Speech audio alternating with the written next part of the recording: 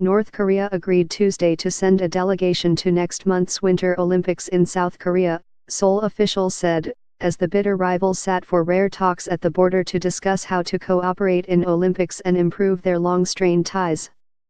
The Korea's first talks in 2 years were arranged after North Korea's leader Kim Jong-un recently made an abrupt push for improved ties with South Korea after a year of elevated tensions with the outside world over his expanding nuclear and missile programs. Critics say Kim may be trying to divide Seoul and Washington in a bid to weaken international pressure and sanctions on the North. During the talks, the North Korean delegation said it would send an Olympic delegation, which includes officials, athletes, cheerleaders, journalists, and others, South Korea's Vice Unification Minister Chun Ha-sung told reporters, according to media footage from the border village of Panmunjom, the venue for the talks. The South Korean delegation, for its part, proposed North Korea send a big delegation and conduct a joint march during the February 9-25 Games opening and closing ceremonies, Chun, one of the 5 South Korean negotiators, said. He said South Korea also suggested resuming temporary reunions of families separated by war and offering military talks designed to reduce animosities in frontline areas. South Korea also stressed the need to achieve denuclearization of the Korean peninsula, Chun said.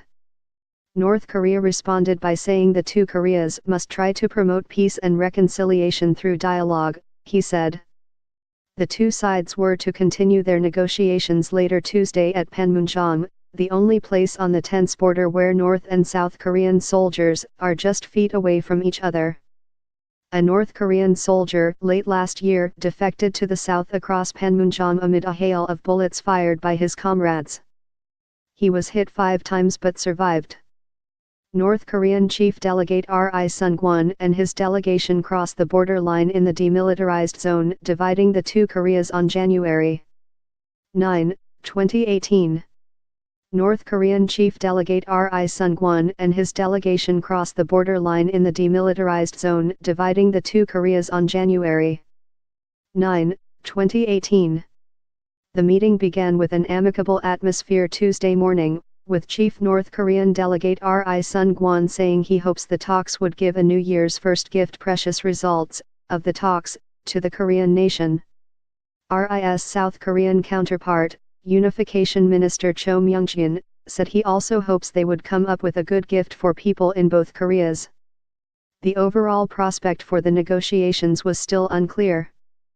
The two Koreas have a long history of ending key talks without any agreement and failing to follow through with rapprochement accords.